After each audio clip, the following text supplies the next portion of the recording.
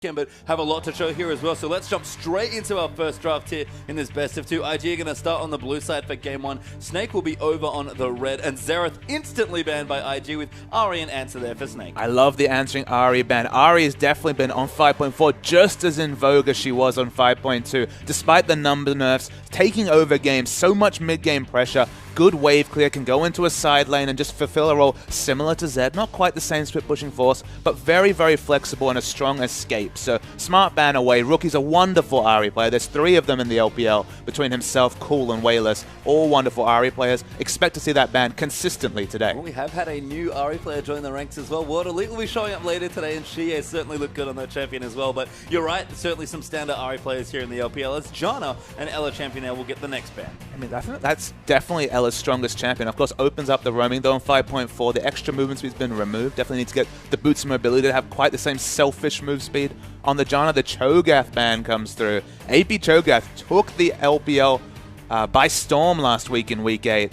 Won't be the last of the Cho'Gath bans either today. No, not at all there. So a smart ban there for Snake, clearly done their homework, and Rookie certainly a player that can play almost anything in that mid lane. Lulu actually going to get banned there as well, so IG not going to target too much here. No jungle bans like you mentioned, and love the Lulu ban as well, because the other thing you have to overwrap from Snake is that Juggernaut comp. And the center point of a Juggernaut comp, look, the Janna's wonderful, but the Lulu especially, it opens up the Juggernaut part of the comp, the Jugger especially.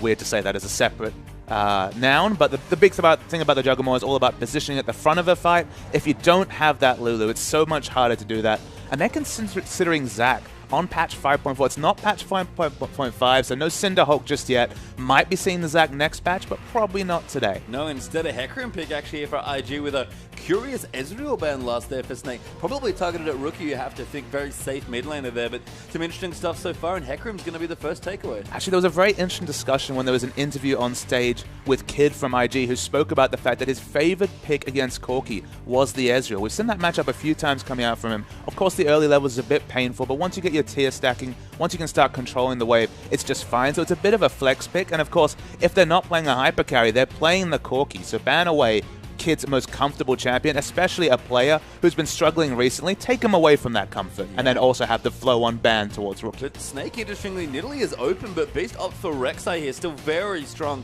of course, both on live and in 5.4, but we're going to get the Morgana as well. That's certainly a big flex pick for Snake. We've already seen, I think, both Ella and Flandre especially play this champion, but maybe even Baka can play it as well. I believe Baka took it in the mid lane once during the LPL. Sometimes you forget with all the games that have been played. But as you mentioned, strategic flexibility. Rek'Sai is another flexible champion. She's probably the strongest jungler on this patch, next to Nidalee at least. She's flexible, she can do engage, she can split push, she can even build damage if you want to. She has so many flexible options, so it's a safe pick. And IG, they're looking to add some mid-game picks to their comp. Yeah, some very standard stuff here. Really weird to see Nidalee dropping through, at least for jungle picks right now, but Lee Sin's going to be the pick for Kakao. That does open up Yasuo for Rookie, and Thresh here the pick for Kitties. And remember, Kakao put in an MVP performance on that Nidalee jungle, basically single-handedly won a late-game teamfight as Cougar formed Nidalee 40 minutes into a game against Vici Gaming. A match that looked all but lost. Kakao showed so much proficiency on that champion. Still not going to come through the pick pool. And I saw your sneaky grin at the Ashe pick. Still a hyper carry, but in the LPL where it's all about team fighting, you feel like you have to wait 5 minutes for Flash to be up, for Ashe to really be team fight ready. I think so. I mean, Crystal, I wouldn't put it past him playing something like that, but Snake might settle into something a bit more practice for them. Kalista will get locked in there, so a late game carry or late game focus carry, you have to think there for him. And looks like Parker going to go back to something we've seen a couple times now. It's Victor for him in the mid lane. Victor in the mid lane, so that's another one that he's adding to the champion pool. Another pick that's in vogue. We saw Dade have a very good Victor game in the last game of the week last week. I think Victor's a good champion. Once you get the 1,000 gold Hex Core upgrade and can have very regular wave clear, once you can just mow down the back line with your Aftershock upgrade on the Death Ray, he's so safe in the mid lane. He doesn't like champions that can gap close on him, and of course LeBlanc, who's being monitored now, one of the strongest picks to try and assassinate him in lane. Yeah, LeBlanc's been a very common ban as well, actually, the other strong mage assassin, but he's going to get picked up here by IG, along with Graves there for Kid, who feels very comfortable, you have to think, in the matchup against Kalista. IG completing a very standard-looking comp for them, and Snake, they're going to round out their composition. Now, lots of flexibility for this last pick. And while I talk about safety in terms of wave clear for Victor, of course, Victor, as I mentioned, is prone to being assassinated on. Ahri is, of course, an excellent matchup, is banned away. But in team fights, you worry a bit for the Victor, because how is he going to position around the Hecarim Onslaught of Shadows, the massive range gap closer the Hecarim has. The fear, especially once that ult comes through, will affect his positioning. LeBlanc already a good mid lane matchup. The Thresh roams coming through, all the Lee Sin pressure.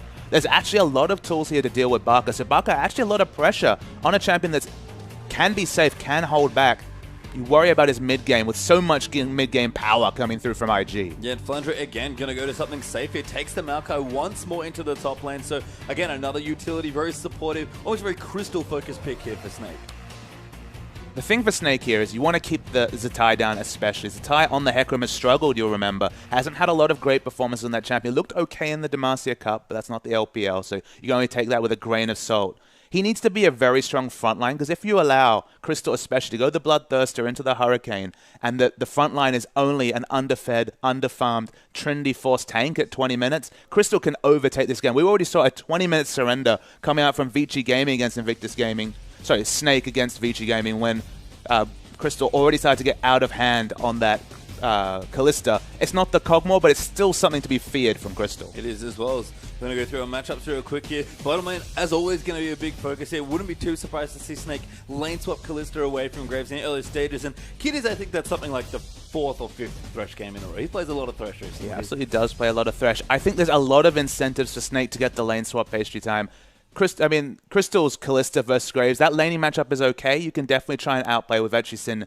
Candy in particular getting excellent trades in that sort of matchup, but gets Zatai into a 2v1. He doesn't have flash. He can be preyed upon early. Still new to his role.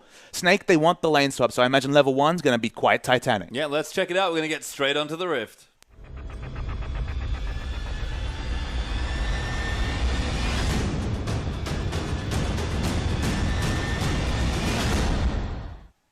And we're in the game here for the first one between Invictus Gaming and Snake here.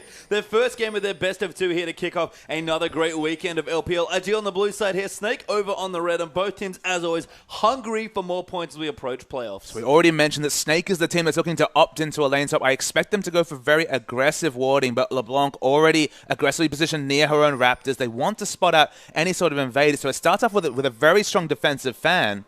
Snake, they're going to get a bit of harassment onto Kiddies, but it probably will come to nothing. Yeah, Crystal just coming in for a little bit of damage. No skill ups there for Kiddies quite yet, but Kid actually dodging the binding very nicely. Crystal, good run though onto Kid, and that might force a recall. Absolutely, should force the recall from Kid. There's no point entering lane at half health, especially against a Morgana Kalista lane. Not going to be any aggressive wards coming down because of the defensive fan. You'd have to say that suits IG, but there's no guarantee at this point that the lane swap won't be initiated. Yeah, and Zatai's already recalling, so we might have a very cool looking mind game here actually. Snake might be looking to rotate, although Zatai's just going back towards the top side, it looks like. I think IG wants some vision, but they pretty much have to guess at this point. And Snake, they're actually returning to the bottom side. Yeah, there's this very little chance for an educated guess with the warding. You can see on the minimap, there's not a lot of information for either team available. Still, we see Crystal Ella recalling going straight down to bottom. Standard lanes, at least at this point, looking likely. Yeah, and I think that's fine. I mean, we mentioned that Graves probably a happy matchup there against Kalista, but we've seen, as you said, lots of outplay potential. The Kalista-Corki matchup especially seems quite Kalista favored at a certain point, and I can see the theory there for Graves as well. Absolutely. I mean, again, you do end up with the 1v1 without the Summoner Spell Flash. That's the big thing to me. I prefer to force the Hecarim into a 1v2. He cannot range farm anywhere near with the prowess that Maokai can, who's equally as happy as in a 1v1 or a 2v2 or a 1v2 with his ability to range push the wave. Hecarim has to get into just over melee range to get any sort of CS in that situation, and he'll be quite happy to find himself in a 1v1. Yeah, in fact, I think both teams at least look comfortable here as far as standard lanes will continue. Kakao, they're going to take away his blue earth. We'll pick that up. Beast started on the other side of his jungle, the same side that Kakao is currently on, so going to be red buff for him. Right, see in the bottom, both teams got experience going into level 1. Kid's actually 1 minion away from level 2. So Kalista has the advantage, but doesn't look like he'll take too much control of this lane off it. Kid, yep, pings level 2. Yeah, every now and then we see an aggressive Kalista level 2 just because Rend is such a strong ability in the early levels. But Kid going to take his buckshot. Bit of zoning here from Crystal and Ella to start things off, but again, that'll equalize fairly quickly. I mean, on the red side especially, you can start Krugs, give Kalista an instant level 2 if you so desire. Better to give some experience to your support, I think, just for the flexibility of that. But Crystal, very, very strong in this lane. And Kid already, he wants to push in the wave. Graves plays so comfortably when he's under the enemy turret, under his own turret, can struggle a little bit. And at this point, I still give the advantage to Crystal in terms of lane control. Yeah, I mean, Crystal in general has just been such a strong-looking laner, as we see Rookie actually taking quite a bit of harass here from Baka, already churned through a potion. Baka, though, looks like he's gone through both, so again, a very volatile matchup here. We always talk about Victor being fairly immobile, but with very good range. And Rookie, if he can get on top of Baka, Victor will die so quickly. Absolutely. If Rookie Kakao get on top of Baka, it'll be bad times for Baka. So I like the fact that he's chugged both his potions early. If you're at half health, you are definitely at danger of being bursted by the Lee Sin LeBlanc duo. So just stay topped up as much as possible. Yeah, so just staying safe here. Very equal in CS there in the mid lane as well. Top lane, same story. Bottom lane, really, the only tangible advantage. And Beast is moving in. Just going to take the Scuttle Crab, though. Yeah, Beast is going to go for the Scuttle Crab, so we'll have the gold advantage. You saw Kakao hanging around mid lane, looking for a potential skirmish. Doesn't come through. He's backed away, and now it's actually Beast is in the mid lane. Yeah, looking maybe for a gank here, as he actually could set something up. Rookie's used his distortion aggressively. Going to move in. A flash knock up there, moving through, but Baka got snared, I believe, and Rookie gets out easily. Yeah, I wasn't sure if it was communication, but as you point out, was the snare, so wasn't able to react. Rookie does have very low base stats. Having a look, he's running magic resist runes, so he might have just survived the trade. Actually, not a very aggressive decision to run the blue magic resist on a LeBlanc, but that's the start we see. Doesn't sound like the Rookie, I know, but he'll take it. Here is Flandre. Going to go for a quick recall here as he's got his teleport ready to go to return to the lane. Zatai will hold it here and try and push it back in fairly aggressively, but double Doran's Ruby Crystal done for Flandre, and Zatai going to push in, maybe look for an early teleport as well. It's a very big win for a no-escape top lane to go even or better in CS against a Maokai. You definitely take that if you're IG, and I feel like Snake, they could have forced this 2v1 a lot more aggressively, respected IG, and now they have to show something to validate what they've done, but we see a duel in top. Yeah, Beast already used the knockup. Flandre's actually popped the twisted advance here as well. Kakao going to rotate in and try and get enough damage done, but Maokai gets the first kill. Kakao now actually forced a ward hop away, but Rookie is rotating in as well. Flandre will body block best he can, but he gets tagged by a Q. Rookie now going to move in for the chance. Flandre can't quite dodge him. Might get the return kill, but Rookie takes it instead. Kakao pushed himself so hard. You can see the communication between these two Korean players was very on point. They do pick up an exit kill. Much easier for Rookie to react to a skirmish on his side of the jungle than it is for Baka to be aggressive. Has to respect the power of the early LeBlanc. And that's the result, a 1-for-1 trade. Yeah, good double play there. And the hook by Kitty's landing on a Morgana of all champions. So a great trade there in the bottom side. IG turning on the aggression early on. IG, they're doing their best. Of course, had to respond to aggression with that skirmish at top after Zatai went down first. No flash, and not too surprising, but that still has his ignite if there is a gank trade in the top. And he's pushed the lane in, so everything at the moment calms down a little bit. And as we have a bit of a moment here to reflect on the early stages of this game, we often joke, Papa Smithy, that the LPL seems to come in weekly trends, i.e. the fact that every now and then people just start doing stuff for a week. Apparently, it's Skirmishes Sabres week. Skirmishes Sabre. So at least in this first game, we see two of them.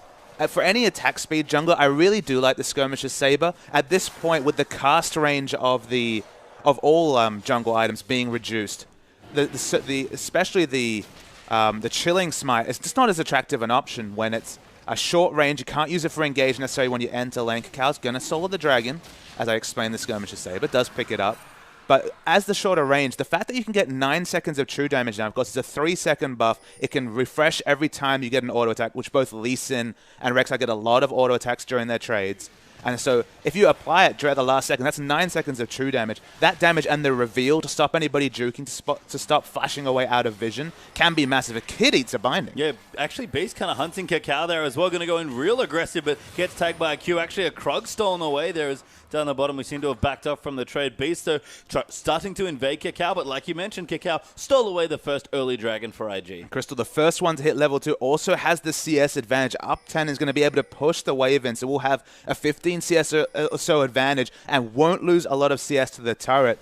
Is going to be winning in the 1v1 matchup against Graves. And that's exactly what he wants here. I mean, we've seen Crystal be a surprisingly potent laner. Snake feel comfortable putting him in a lot of 2v2 matchups, and he's delivered at least early on. Going to look for a shopping trip quite late, actually, as they're still pushing in, trying to get even more aggressive. Maybe Crystal has an item timing in mind. Almost 2,000 gold banked up, though. It's not 2,500 for the Hurricane if that's the first purchase, but yeah, it is interesting that they overstayed for the extra wave. Could have got a free back. Now will be punished if they back, but if the item timing is up to par, then perhaps it's worth it. We'll have to have a look there. Keep an eye on Crystal's inventory as he does go back for his first trip to the fountain. Rookie here in the mid lane. Got himself double Dorans plus a Fiendish Codex. In fact, both mid laners probably going to move in for an early Morello Nomicon. Absolutely. That's most likely going to be the pickup. The magic resist runes coming through from LeBlanc will at least make her safe if she goes for an aggressive trade. You have to think the skirmishes in mid, not just the skirmishes Saber going to be prompting them, but just the aggression that will come out of a LeBlanc player. LeBlanc's definitely been in vogue. We saw Pawn's LeBlanc last week. Was just a wonder and a sight to behold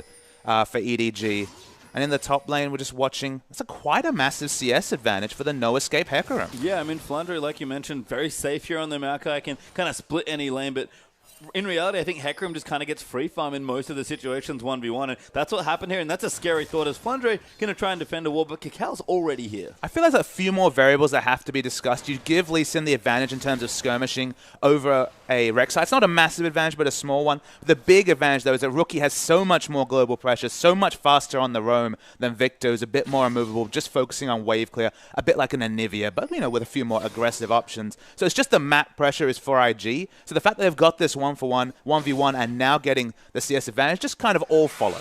Kakao being very patient, actually, but gives up on the top side. Beast going to use his ulti to get back to his jungle, but Rookie might have actually found him out here at the Wolf Camp. He's at least going to get a ward. In fact, he doesn't have a ward, so he's looking for a kill here, maybe even going the long way around to try and dive bottom lane. Okay, but unfortunately the Tremor Sense does give him away, so will actually be spotted out. It's good timing to go into to burrow up, and Rookie will have to back up. Doesn't get this aggressive assassination that we saw a lot of LeBlancs going for last week. Yeah, not sure what he wanted, but almost found a kill there onto the jungler. Instead, we'll back away to his mid laners. Baka will get blue buff now as well. Kakao getting aggressive, going to collapse some tunnels as well. Maybe even look for a wraparound gank in top. He hasn't been spotted, I don't think, so this could be a successful gank. This is a tie. They're going to have to be very careful juggling aggro here. Maokai, a very hard champion to die. Yeah, Flandre almost has his flash back up as well, so Kakao going to have to do this carefully. Rookie's actually joining up now as well, so they're really going to give it a big go here. And Zatai going to looking for the dive. Flandre now knows what's up, but Zatai's popped his E, and they're just going to leave it. No wave to help them dive. They're really brute forcing this dive. Zatai definitely tipped the hand. There's no deception about this gank. It's very obvious. Now the chains misses as well. They're really overextending for this. Going in there. The kick moves in though. Flandre taking a lot of damage. Twisted Event's not enough, and don't even need the ultis. Zatai gets the kill. Yeah, Rek'Sai was on the bottom side of the jungle. Victor very slow to react. Again, respecting the pressure of the three-man gank. It's still successful, despite missing all those skills and not even having a wave prepped. That's the strength of the three-man skirmish crew they have right now, yeah, IG. Just too much damage coming out there. I mean, Flandre even pushed out the next wave to try and clear it early, dodging the chain, but it wasn't enough. Beast, though, has found Zatai, who actually flash knocked him up, and Zatai just going to pop his E. Beast going to keep following in the Pro Seeker, almost enough to kill him. The skirmisher saber, I think, spin pop, or he doesn't have smite. No, he can't use it, and he might look for a dive, but Zatai just going to dodge the Pro Seeker and walk away. I would have preferred if he could save his flash to flash in front of the devastating charge coming through from Hecarim. That was the only escape available. Actually, that Tellarlight did have the unstoppable onslaught as well. It looks like he was going to be safe, but regardless, gets out nonetheless. Very aggressive flash hit for Beast, but no dice on the kill. Baka, though, pushing in aggressively towards the mid side of the map. Mid tower is at about 40% health. So, you know, getting some wins here is Victor. He'll auto wave clear almost at this point with that death ray augmented, but he just can't match the pressure that LeBlanc said. I definitely can't match the pressure. That's the thing. The roam advantage, you always say the first person to react to a skirmish is going to be the LeBlanc, unless it's very aggressively on the red side jungle. But for now, it's just been wave clear wars, and Victor's winning them. And that's good. I mean, expected, I suppose, here with that Death Ray being so good at clearing waves. Bottom side as well, kind of a similar story. No Hurricane for Crystal, just got almost all of the components here as well, and looks to go back now to potentially pick that up and start really hard pushing these waves.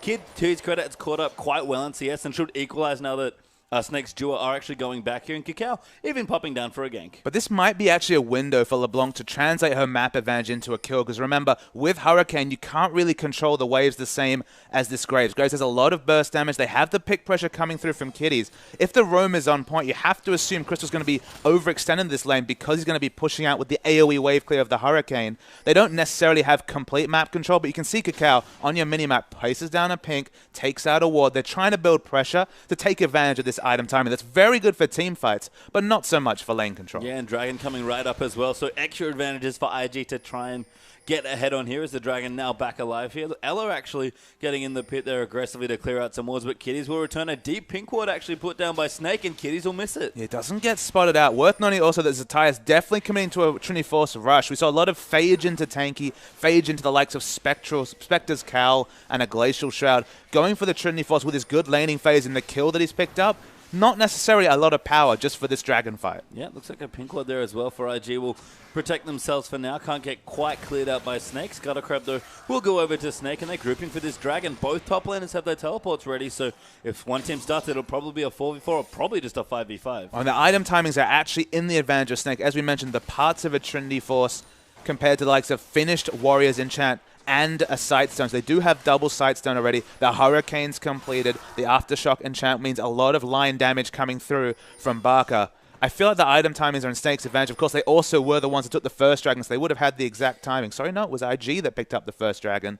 They're still not looking to force it, despite the fact that at this present point, maybe not in a few minutes when Trinity Force is completed, they're looking good in terms of items. We'll see if they can find a pick. It'll, of course, make it much easier to try and take it out. Beast actually is in the top side of the map, though, taking out the Krug, so sort of hanging on Flandre's side of the map right now. Knows that Barker is very safe with all his wave clear. Morello and Nomicons are done for both LeBlanc and Victor now, so even more damage and early aggression coming through. But, of course, that death rate augment that we keep talking on about in the early game, just so good for Victor at this stage. Absolutely. Now has very low cooldown wave clear. 2 of those death rays will take down an entire wave. 1 of them will take down the back wave with a few auto attacks. You can even just take it all down with 1 death ray. So a lot of flexible options for wave clear. Going to keep pushing those minion waves in and really punish LeBlanc if she goes for roam. If it's a failed roam, you'll lose a lot of turret damage with all this cooldown reduction and the augment coming through from Barker. Yeah, Ella going to clean out some wards as well. Pretty smart, actually, for Snake to put Beast in the top side. If they want to take the dragon, they have Kalista to help secure it, and Beast can get back down with his ulti, but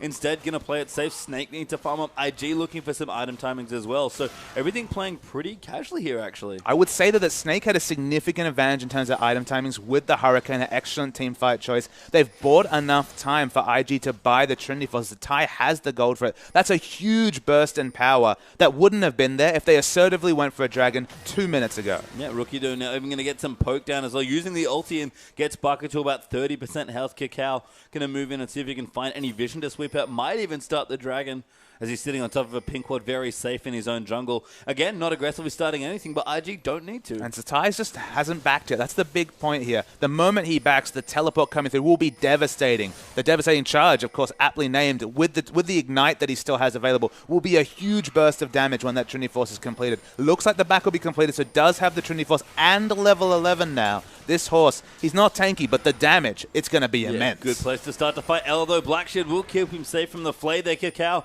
going to tag him with a Sonic Wave, but IG just trying to get positioning on this dragon. Just looking to see if there's any big item timings for Flandre. No, he's going for this kind of build that we've seen. A lot of cost-effective stats. The Glacial Shroud before the right score. Barker's poked out a mid.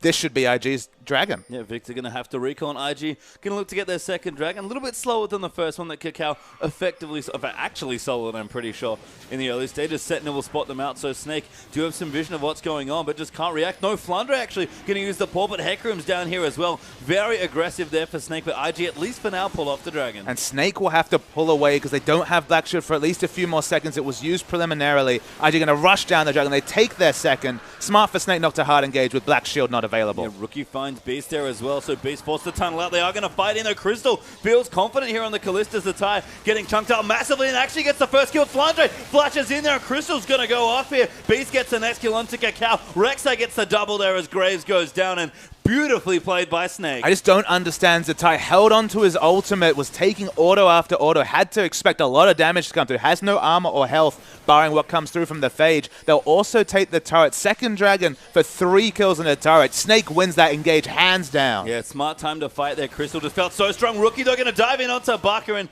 gets a very sneaky kill. Okay, the fact that he took his second Mimic back to the gravity field, not quite pawn level of play with that ability, but still picks up the kill. And it gets the kill and just gets frozen for a couple seconds to think about how sweet that was. Turret, though, will drop down in the bottom side as well, as Snake will go 2-0 up and out of turrets, actually. Even Beast going to do a bit of counter jungle there, taking away the Grump from IG. So lots of stuff to love here for Snake, and actually a big gold lead already accumulated. I feel like there's been those small mistakes coming out from both teams. Snake especially not taking advantage of the power spike they had, and before the Trinity Force completed on Hecarim, and taking an early dragon means they miss out on the second dragon. But then IG, again, Zatai just needed to ult in, ult out. Eventually, he just ulted and died during the same engagement. I believe the damage fizzled even. So I don't know about the calls coming through from IG especially, but they'll take the 2 dragons, but the 2,500 gold lead, that's just fine for Snake. Yeah, and Snake even moving in. Crystal almost with a Bloodthirster done very swiftly here, so will be quite strong for the next team fight here. And Snake might even look to rotate in and take the top tower. It's a little far away from Crystal to walk away to, and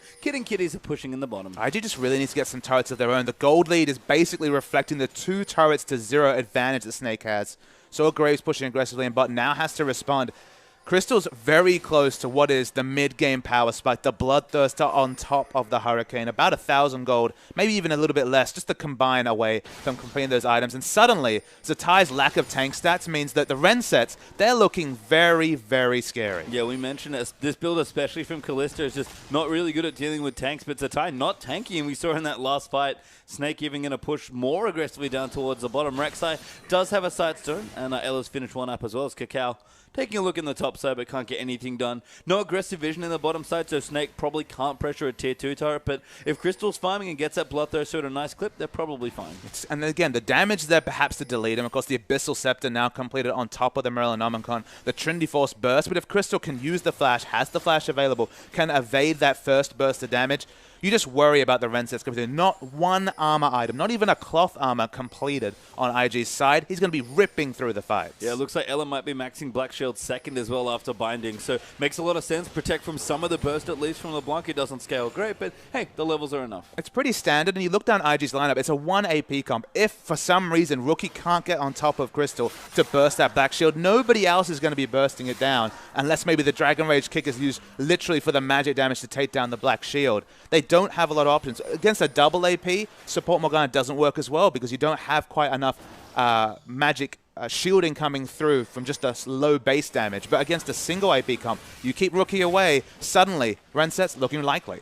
Beast finds a ward there as well in the top lane. Has continually looked against Zatai, but has been unsuccessful so far. Baron going to be up in 10 seconds. I know it's a bit crazy to talk about now, but Chinese teams do love their speedy Barons. I don't know about a 20-minute Baron. There's no Cogmores or necessarily Blade the Rune Kings being completed on either side. So Kalista does a decent Baron. Rek'Sai helpful. Maokai can tank it up. But don't think Snake are going to be doing a KT rolls to bullets and going for an early Baron. No, I think in the LPL I call that one full EDG. They've done, I think, more 20-minute Barons this season than any other team.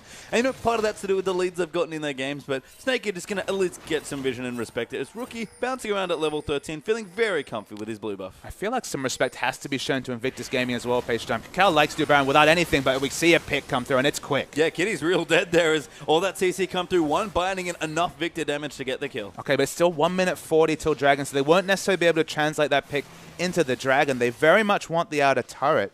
We see, actually, the outer turret mode's already down, so that's why we see Rookie back. Is going to pick up the Sorcerer's Shoes. Probably not going to get any sort of objectives from that pick, but still, the support is dead. Yeah, Sentinel's out there as well, so Crystal setting up a little bit for this next Dragon. Baka will grab the blue buff, so same sort of theme there. Bloodthirster has been completed as well for Kalista, so Snake a little bit stronger here, and again, a slim lead for themselves. They've carved out a decent chunk of the map, but securing their first Dragon, quite important here. Absolutely, getting a Dragon on the board, especially not giving a third Dragon to IG, who even have a Hecarim for extra movement speed scaling, let alone all the rotational advantages that the 5% move speed comes through. Zatai, he's been farming like a beast, 190 CS, the highest of the top laners especially, 10 ahead of his opponent. Righteous Glory has been completed by Flandre. Zatai has to be more on point in the next team fight. He basically died for free in the previous fight, eating free auto after free auto from Crystal. He needs to be one of the people dealing with this backline Crystal. Otherwise, the fight will go in the advantage of Snake once again. Yeah, you can see both teams just sort of setting up as well, getting the vision that they can, getting some gold before maybe some shops they'll get in for this next Dragon here. Kitties trying to get some vision around, just kind of sneaking through the top side of the map. There's lots of focus here, actually on the top side here. The bottom lane been left kind of unchecked, but Rookie might be finding a new friend, but does get spotted by a Sentinel. Very interesting to see the build coming through from Kid, as Rookie, of course, will get away. Has a lot of mobility, watching Beast port through. Gonna go for the last Whisper before finishing the Phantom Dancer or the Static Shiv. I have to imagine that's just for a bit more burst to get to the backline. Graves is a short-ranged AD carry. His spells do a lot of range in melee range as Ella takes a very nice load of burst from Rookie. But it's that collateral damage to the backline that might be the difference between a dead Crystal and a Crystal on low health, life stealing up with the Hurricane Bloodthirster. Yeah, and Snake very well positioned for this next Dragon as well. So, I mean, IG don't even want to fight against this Kalista, and she'll secure the Baron there as well. Very good stuff. I mean, sorry, Dragon, not Baron. IG just went in position, no vision. Snake easily take their first. And this is a double Sightstone IG, just not having any vision in the area. The pinks were very aggressively placed by Snake, but they monopolized the vision around Dragon. So smart not to overchase, and good pickup. And you know why that was pastry time? That was from the pick, of course. They got a pick with 1 minute 40 to Dragon. And just like Marta and Dandy were famous for on Samsung White, gives you a minute or so, just clear vision completely, have complete vision stranglehold over that area, and just no way to contest the Snake Dragon. Yeah, Kid doing a bit of jungling there as well. Bucker continuing to wave clear now as a needlessly large rod, so possibly looking for a Zhonya's second. Rookie, by the way, still down here in the bottom lane trying to kill Crystal, but Kalista's not having any of it. The Frozen Heart is completed by Flandre, and actually a similar amount of gold is spent on the Home Guard mobility boots coming through from Hecarim. Definitely have to justify the expensive boot choice, 1,700 gold or so on boots, as the Fate's Call is used. Yeah, Crystal sneaking in there, actually wants to pop Ella in. Oh, very nice moves, and that's going to force Rookie to flash away. Binding actually gets blocked there by a minion. A very nice reaction flash there, but bit sneaky there. First time I think I've ever seen it truly used as a gank tool. Top lane, Flandre now W's and flashes away, but Zatai chasing in there, gets knocked back by the Cubit, goes back in with the ulti. Flandre has his ulti ticking away, but Beast is here now as well. Kid has also joined in, used his ulti, actually lives for so long, but Beast now forced to run away. Cacao should be finding the heal used by Kid just to make sure. They're going to move back in. Beast will flash away. Barker goes down to Rookie. Beast should follow as soon as Hecarim gets the kill, and IG across them at 3 kills for nothing. And the first time that Barker actually tried to rotate aggressively, we see what we were predicting. Rookie able to catch him in transition and explode them with the Abyssal Scepter Morellonomicon. LeBlanc always good if she can get on top of a Victor, and Victor for once preyed upon the Kid roam. That was what wasn't really calculated for. Beast came in and was like, oh crap, the AD carries here as well. Burst him down. They've taken out a turret. They're first of the game. And they're still 1,000 gold behind, but they're ahead in Dragons and IG. That was a good rotation. Yes, Zatai even porting down to the bottom side now as well, just to get a bit of extra space. Snaking Crystal and Ella on Snake were looking a bit sneaky. They're trying to get some vision down, but no picks forthcoming for them. And Flandre even ported back to the top side, actually on top of Kid right now, who has no mana left. Does not have his flash either, so could be in trouble. Flandre going to keep running in, the ulti ticking away. Kid going to get knocked up again, and Flandre might just have enough to chase him down. Sapling moves in, and Flandre does get the kill. Yeah, the auto attack follows the flash. The bonus actually gets the flash through from Kid. That was really smart play from Flandre. Teleporter onto a minion, noticing that Graves had no mana at all. Didn't have his summoner heal up. They knew that already. They was so far to get away from anyone. No sort of people to provide any assistance. That kills him from full health. Flandre, that's the aggression he's known for, and it's very well played. Yeah, showing incredible knowledge of cooldowns there as well. I think ordered him in the back mid-quick draw there for Kid, so nothing he could do with no mana. He had just enough left, but Flandre able to get the kill. As the Zatai returning now as well, starting to get tankier to join that Trinity Force. Yeah, I mean, he's had the Glacial Shard for a long time. As we mentioned, spent a lot on boots, but now has enough gold for Frozen Heart, picks it up, doesn't have a lot of health still. That's the important statistic. So if the Ren stacks are either applied to him or pushed through an ally or a minion onto him, still will take respectable damage. But it's just another tool, the Frozen Heart, to deal with what Crystal's putting out. And Hecarim's a great tool to deal with Kalista in general. Almost always ends up on top of the AD carry, certainly in the middle of the team with the ulti to apply the Frozen Heart aura. So looking good so far. No Dragon quite yet. Here's IG cleaning out a little bit of vision. Rookie still with the blue buff, actually. Feels like he always has one, and just going to start poking down. Crystal, though, doesn't take too much damage. A nice black shield there from Ella. In general, Hecarim top especially is kind of the answer to a lot of the positioning-based comps, whether it's the Juggermore, whether it's the Protector Callista comps, or an immovable mage like Victor. Just the long-range initiate and the fear especially. Everyone terrified flying away from that Hecarim. Positioning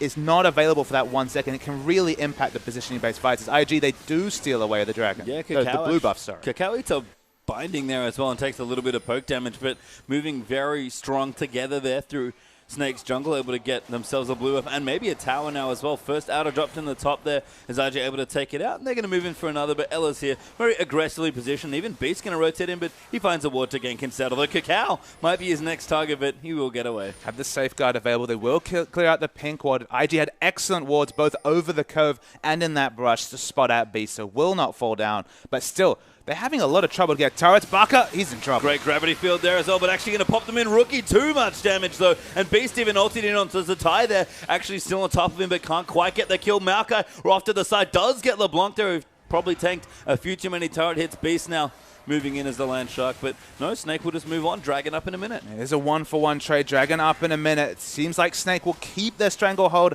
on the vision over that area if they so choose. Ella's going to go and sweep out the pink ward that IG have out. You have to think they're pushing aggressively. Not a lot of wave clear on IG's side to worth mentioning. That's why we see the collateral damage used. Yeah, Flandre actually pops his ulti, gets hooked by Kitties, but it doesn't really matter. Tower will go down there as Rek'Sai will claim it, and Crystal, has to be mentioned, is so strong at this point in the game. Only 1-0-2, but almost 300 CS in 28 minutes, and it's already got 3 damage out. His CS timings are excellent, by far the highest on the map, but 30 ahead of Zatai from IG.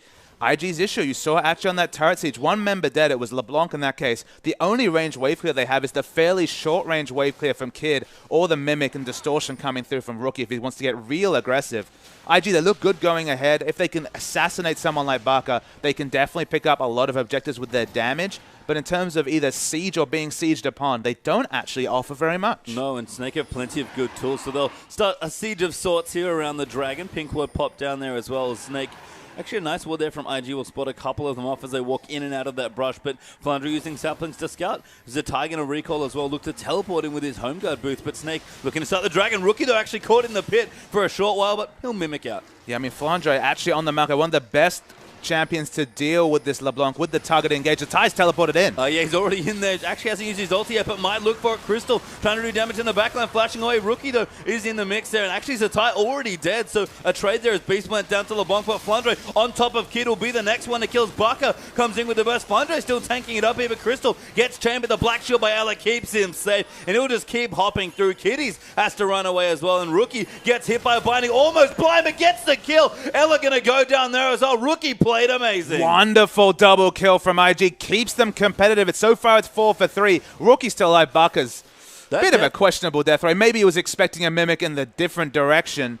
A Distortion in a different direction. He'll keep chasing, but it will be a 4 for 3 trade for Snake. And you see what happens when Zatai dies first. The Ren sets, they start coming in. They start off the Dragon, but Rookie, he's not going to back away just yet. No, couldn't quite keep the LeBlanc off. Unfortunately, just the locket there for a bit of damage mitigation. But Baka and Flandre get the objective they want, I guess, starting up the Dragon. Rookie, smart to actually counter push, but Beast has found him in the shot there, and Beast gets the kill. The tunnel was very aggressively spotted, so the ult's back in, picks up the kill. They get the Dragon without their jungler. Everything comes through from Snake. It's an ace, a delayed ace coming through, and the Dragon for Snake. Yeah, Rookie finally dies despite playing so well to pick up Snake's AD carry and almost turn it back around for IG, but too many losses. And again, Hecarim just not been able to find the Dream Horse engage. I mean, the Hecarim doesn't have a Randuin's, doesn't have a health stack, only has the health from Phage and Spectre's Cowl. It's not a high health Hecarim. We're going to see a replay coming through. The big thing is this fight, this is the Rookie outplay, of course. Look at the Mimic Distortion damage and then the chains onto Ella. I mean, he's obviously been watching some of his namesakes in this league, like Pawn. You can do amazing things on LeBlanc, but you don't offer wave clear. And as this game goes on, I feel like the wave clear discrepancy between these two teams. Baka, as a champion alone, has more wave clear than the whole IG team. Yeah, and you know, that's sort of Baka's pedigree as a mid laner. He loves to play wave clear mid, so we've seen his Victor wasn't that impressive last weekend, but you know, maybe he's done a bit of training here in the intermediate week and certainly looked quite strong here so far. Positioning well here, and Rookie, all he can do is try and kill the carries, but Snake have some pretty hard carries. And he's not the only mid who struggled with Victor on their first time. Of course, Dade also struggling on the Victor last week, then looking very convincing in the last game of the week. Baka, as you mentioned, wave clear is his forte.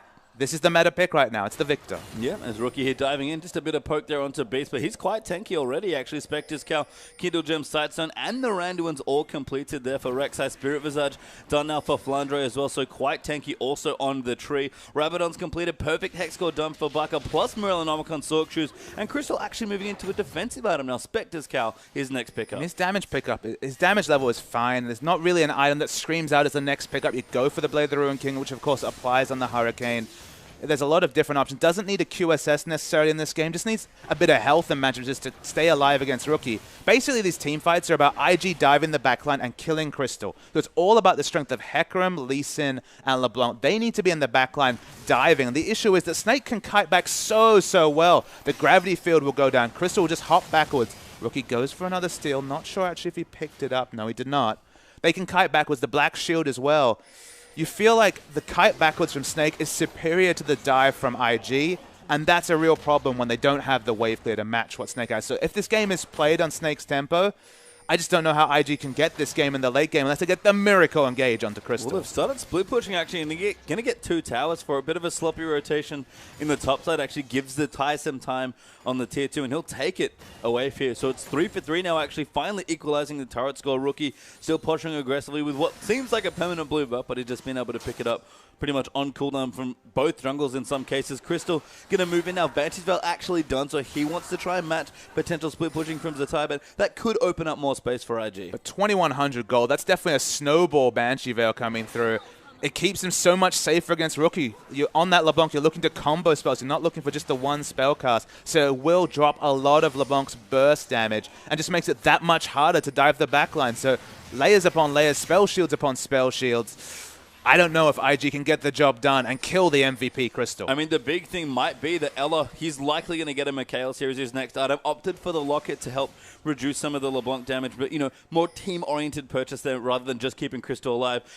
Ella's probably built Mikhail's more than any other support in the LPL, and for a good reason here. That has to be his next item. But when he's next to Ella, 112 magic resist is very, very high. It's hard for LeBlanc. No Void Staff. Void Staff, at least at this point, could go back and pick it up in 800 gold, so it may need to have to. Because, again, if Rookie's not dealing with Crystal, I just feel like the Rensets will come through, and they just don't have the high armor targets. We already see Lee Sin's opted into an Aegis of his own, the Locket completed for Cacao. Armor is only on the Hecarim, so the dive, Crystal has to die. They have double Locket, actually, which is sort of interesting. I guess Mikhail's not that useful. Might actually be okay on your mid laner, trying to keep Rookie alive, but pretty interesting choice. They're very team fight oriented there for Invictus Gaming. The big issue is they're going to have 2 separate fights. They're going to have fighting at the front and fighting at the back. So you might say, okay, now Locket will apply to everyone. But the magic damage is really just Barca. Maokai will be doing respectable damage, but Barca won't be able to get damage on a whole team or 2 separate groups. I feel like the armor is so much more important for Lee Sin to help with diving Crystal because they just don't have a lot of armor to deal with what Crystal's putting out. Well, armor is being built up now, so Ty might even be going for a Thornmail. Actually has a Chain Vest there in his inventory, but Cacao, with his Giant's Belt and his cloth armor, probably looking for a Randuin's next. I mean, Thornmail I'd like a bit more over Guardian Angel. The magic resist portion of the Guardian Angel is nice, but realistically, if he respawns, I feel like you're going to see Crystal close to full health if they can't get him in the initial burst. Sapling is very smart to spot out. And it just feels like IG, they're looking for a face check, but no real impetus for Snake to face check anything. No, not at all. And Crystal's actually gone for a BF sword as his next item, so looking to get even bigger. Probably an Infinity Edge, actually, given that he already has a Bloodthirster, which is respectable carry damage at this point for Crystal. So starting to get stronger here on this Kalista. And I mean, that's the problem for IG. We keep talking about Crystal here. Feels very well protected in this particular game and just only goes from strength to strength. I mean, the only slot-efficient item you can build at this point is a BF Sword with 1 slot left in the inventory. We've seen so many games this season where Crystal has been able to swap out his items, change his build. So even if he gets an Infinity Edge and all of us cry out for where's the critical strike, where's the Phantom Dancer, it could come later, pastry time. So get the BF Sword and worry about what it builds into in a few minutes. Yeah, certainly strong right now. Mercurial Scimitar even a possibility as well if he wants to go extra defensive. Because again, the one big thing is if he dies, things go wrong very quickly. Absolutely. He's the consistent damage for the team. Barca does respectable consistent damage, doesn't have a Furor enchant just yet, so only has the mobility from his Q. It's going to be mostly about burst, and that's all he needs to be when Crystal's so strong. And Kid, he finally has the Phantom Dancer, had a very early last whisper, but now has to go into defensive items himself.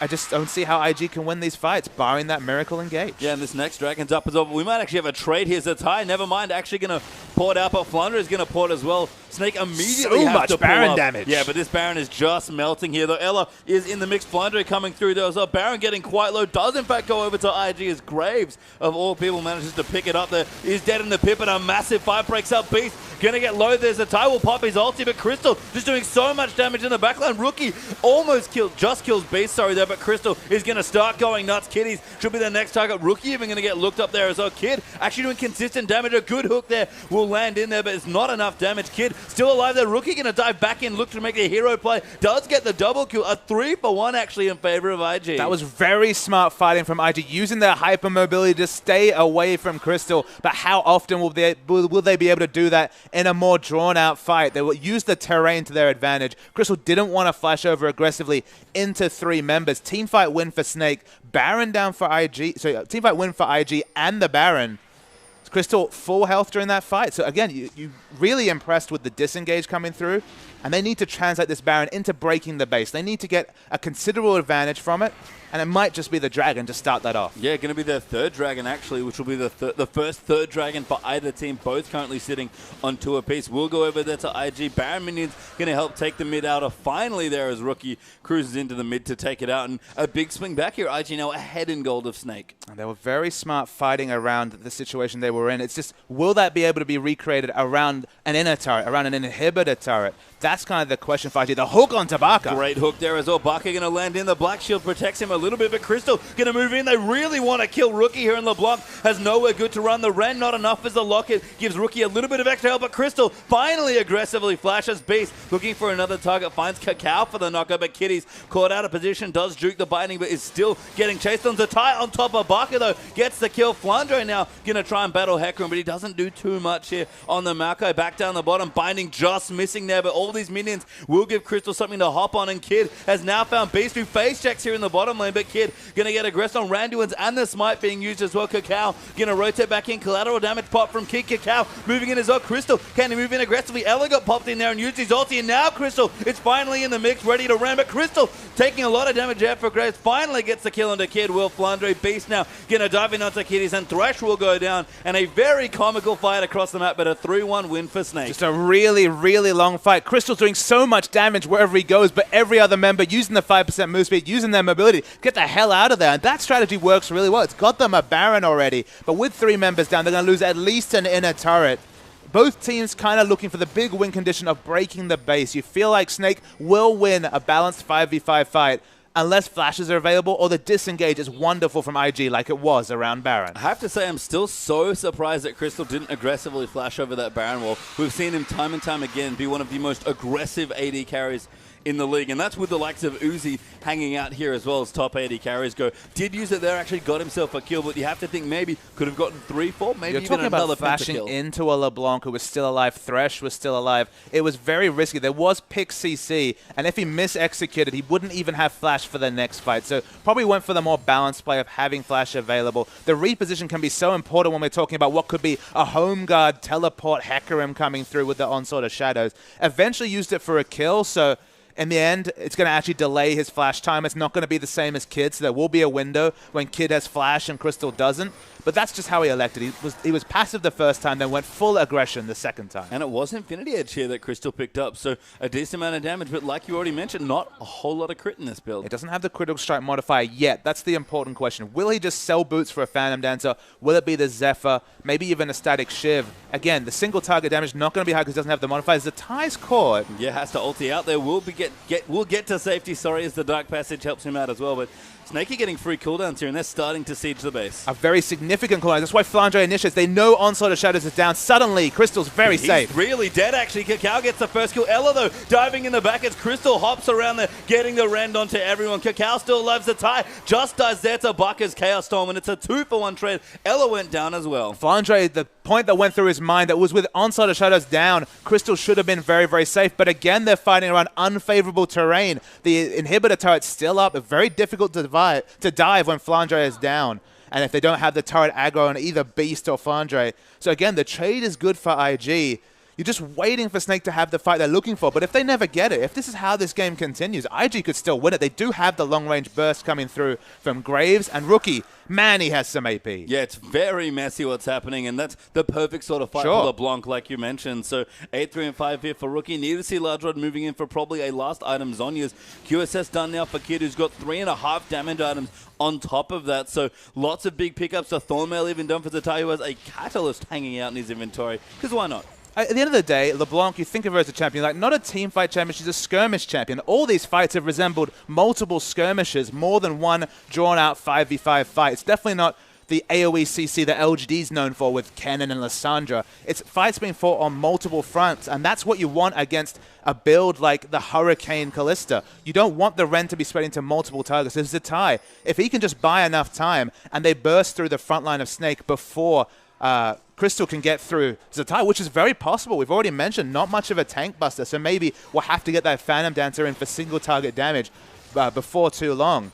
IG still do have team fights they can win because of just the nature and the skirmish fights they've been allowed to elect into. And Snake, they just need to get a 5v5. They need to get the pick rather than have these fights happen all over the map. Well, they've got some objectives to look for, but Zatai is busy split pushing in the bottom half of the map. Both Dragon and Baron up in about a minute here, so Snake have some fights they can look to pick around those objectives, but it would only be the third Dragon for Snake. Actually, the fourth for IG would be quite important, and of course, another Baron would just delay the game even further. And Snake, like you mentioned, just haven't found the fight they want, and Flandra's down the bottom trying to push out Zatai. Zatai actually has a late game catalyst. You have to think Righteous Glory just for a bit more speed on engages. They can look to pick Flandre, but it's very, very tanky, and they'll probably just settle for the turret. Yeah, good rotation, and Seg will take out the tier 2, so 5 apiece now on turrets as Dragon back up in 35 seconds, Baron up in 25 here, so about 10 seconds between the spawn of those buffs, and Snake moving towards the top side. Looks like they want to get vision around the Baron area. 6 items now completed on Rookie as he home guards out of base. A lot of AP. Very, very strong, but he has one job, and that's to, at this point, honestly, kill the front line, kill Flandre, kill Beast, because at this point, Zatai should be able to fight in the back against Callista for a long time. He just doesn't have the damage to kill a frontline tank, and if Rookie can fight around Graves, just get those divers dead, that could actually be the better strategy. So it doesn't necessarily need to overextend to try and kill Crystal. Yeah, lots of defensive items here on Snake, looking for, again, some of these longer, more scrappier fights, but Rookie just diving in and out, has so much burst in that ulti on a very short cooldown. I mean, these fights are going to take quite a while. Everyone's pretty tanky actually at this point in the game, but Zatai now on top of the Dragon, going to take it away for his team. He's going to take down the Dragon, but there is actually Baron still available. Snake looked to be rushing it. You can see the back pings coming out around the Dragon. Hard to take a safe Dragon when Baron is on the map, and with Callista, you have a lot of Baron damage. Yeah, Flandre waiting to teleport in as well with the home guard. Has the enchant finished. Great scrying up there. We'll spot them up at Crystal. Actually, just Fate's call. They're going to pop Ella aggressively forward. Black Shield down as well. Flandre is looking for a flank. Actually wants to come in on top of the backline, on top of Kitties now. And they're going to try and move back in. Flashes out here, and Cacao going to dive in on top. Kid, though, can't find a line anywhere. But Zatai right in the middle. There's so much damage in the midsection, but finally the kill comes down. Kid, though, eats a biting as he comes over the wall. And Crystal's still alive, but on so little health. The front lines have kind of disintegrated here. And it's a 2-for-1 win actually for Snake already. Beast going to dive back in. Bucker finally dies to Cacao's. Crystal is back in base, recalling Kid. Going to get chased down by Flandre. This tree is so tanky, but Kitty's going to try and keep him here. Beast, though, will rejoin in to get the next kill onto Thresh. And again, another messy fight, but this time Snake win. A really messy fight. Snake get a narrow advantage pastry time, and that's with Kid flashing in, hoping to get the exit kill on Crystal. He fell so low in the backline, eventually lived. IG do get the Dragon they've been bidding for. The 5th Dragon now becomes a realistic win condition, only 6 minutes away. It's a long late game fight, and you could see Crystal just struggling to kill Zatai. If he ever gets past that tank, the fights look so much better for Snake. Yeah, and you can see now Snake will start up the Baron as well. They have to trade something here, given that IG got the 4th Dragon, but should be reasonably comfortable to get that. Although Cacao speeding in with his home guard boots, not a lot of damage. Crystal finally joins to help the Baron, but Cacao, if he can secure this against a Smite and a Callista Rend, I'll be amazed. Zatai, they put a ward down. Zatai can teleport in, but it looks like they're just going to cede the Baron. I mean, they kind of have to here. It'd be such an unlikely steal, and Krista will rend it away. Beast even just acts as zoning duty, doesn't want to use his smite. Instead, wants Cacao out of the area. Kid now in the mid lane as well. Phantom Dancer has been completed, like I think you mentioned, so plenty of good damage coming in. Baron up minions doing a little bit of extra damage, but Snake, they've got the Baron. What can they do with it? It is worth knowing that this is a massive thing for Snake. The 5th Dragon, that's a big thing for IG, but remember, we've already mentioned a lot of times, they don't have a lot of wave clear. Now the Baron buff minions, they're going to be so hard for IG to clear. Snake do have dive options between Flandre and Beast, so tanky at this point. The Baron buff so strong here for Snake because there's no wave clear to speak of from IG. Yeah, just to quickly note as well, I did spot Crystal briefly sold his boots and then undid it. So he's thinking about a new item here. You have to think it's probably the Phantom Dancer. Does have 1,200 gold banked up. Not that much at this stage, so maybe didn't have enough to complete the item he was looking for. So the undo function coming in handy, but he needs a bit more damage here. You can tell he does decent damage. He's very mobile, very safe, but not quite cracking through the big tanks here on IG. I feel like Hurricane, to help accentuate the wave clear, is smart when you have a Baron buff minion push. When the Baron buff falls down, maybe sell it for a Phantom Dancer and go for more single target damage. Again, it's a game of inches. There's so many different things to consider between wave push and between single target damage. if they get the fight they're looking for where Zatai's not a factor, absolutely the Hurricane wins out. But I just don't think IG are going to give them that sort of fight. They've been very smart about fighting on multiple flanks, looking for a flank, separating their priority targets. And Snake, they just never got the fight they were expecting. Once Crystal got big, he's 450 CS Kalista. Yeah, I mean, so much CS here. Almost 10 a minute in a 47-minute game, which is just ridiculous. You can see almost 20,000 gold accrued as well. Actually, the highest gold on the map right now, ahead of Rookie by about 500. And Rookie's been farming fantastically as well, 408 in this very long game. So a long one here to start things off here between Snake and IG, but neither team can really find a position. Snake have Baron, remember, and they're still not finding what they want. If we're talking about item-capped members, we're definitely talking about Rookie, who's been sitting on 6 items for a good 10 minutes. Not really a smart item pickup that he can go for. We saw a Xerath last week sell boots, but not really an option on LeBlanc. Kind of has to keep the boots for the mobility. So core to what Snake are doing. So item capped. Kalista, as we mentioned, has options, but with this Baron buff push, won't really be looking to sell anything. So we're all tied out. We're just waiting for the next big fighting point, which at this point might be the 5th Dragon. Yeah, last tier 2 turret actually getting aggressed on, but the Baron cannons will die there. IG actually going to recall. No, never mind. Just a couple pokes being here. Crystal actually getting aggressive. Knows he can hop out fairly safely if he makes it to the turret in 550 range. And IG, very smart, just give it up. But 550 range carries. 550 range and then the Victor range isn't enough to necessarily be able to take turrets unanswered. You have to respect LeBlanc coming through and bursting you. So it's, again, a very delicate game. The sieging from Snake, not that great. The sieging from IG and the wave here, very, very poor. The team fight is where both these teams are looking towards. And we're just waiting with bated breath. I'm just wondering, what is Ella building here? I saw the Charles, I thought Mikhail's finally here for Crystal, but has a Forbidden Idol, actually, so not quite yet. Although Crystal's now swapped out, actually a Blade of the Ruin King coming through there, replacing something. Boots, actually. Never mind. The boots are gone. Yeah, so it's going to be all hopping all the time. Definitely doesn't have necessarily the length of the hop, but the frequency of the hop is going to be very, very high, towards 2.5 attack speed with another Blade of the King. Of course, the Mikhail's does build from Chalice and the Forbidden Idol, so it will be a Mikhail's coming through. Could be very integral now that the mobility is going to be that much lower for Crystal. Yeah. Not quite capped here for Crystal. Actually, not even over 2 with all the attack speed in that build, but very safe. Blade's actually a great defensive choice as well. So plenty of lifesteal. If they can't kill Crystal, he'll probably kill everyone, but it's going to take a while. No matter what sort of 5v5 we have, it's going to probably be a long one. I mean, Crystal's effective lifesteal is going to be, around the 50% mark when you factor in the bolts applying on-hit effects. A lot of lifesteal. The Scrying Orb does spot out Crystal.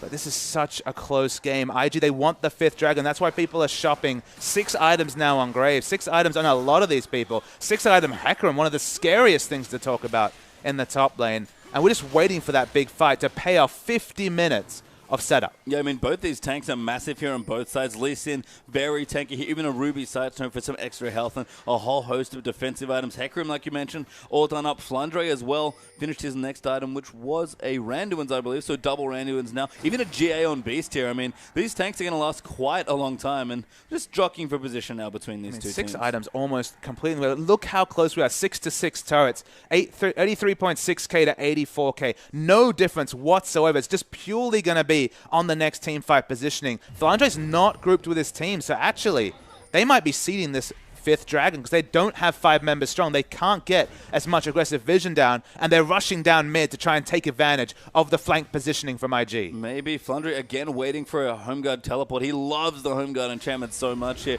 Ella actually going to face check Rookie. Now the teleport comes in for Flandre. Dragon is alive, but Snake are looking to fight. Flandre bursting in again so fast on this Malka. Dives in onto Cacao and just goes in the middle of the team. Zatai, though, actually going to pop his way back in, but Crystal protected so well. Flandre getting low. Does Twisted Advance to dodge some distortion damage, but Crystal gets the first kill onto Zatai. Cacao gonna be the next to die as well. Barker actually gets that kill onto the Lee Sin. Beast actually dies, but the GA comes up big. Now Kid gonna die as well. A double kill there for Victor. 3-0, make it 4-0 already, and Rookie's alive, but it just doesn't matter. Zatai dying first tells you who's going to win the fight, and that was with Crystal unable to get back to the fight after moving into the Dragon. Had to walk very slowly, but the incidental damage, the consistent damage from Barker, now at 6-item Victor, is massive. These death timers are so long. Everyone over the 50-second mark.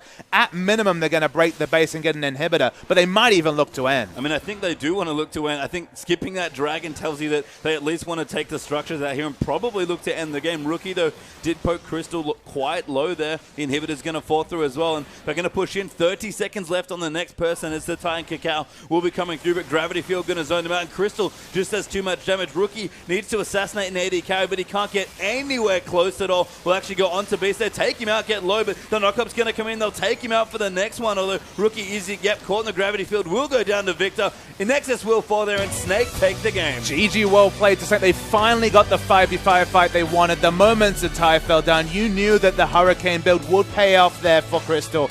Took down all the kills.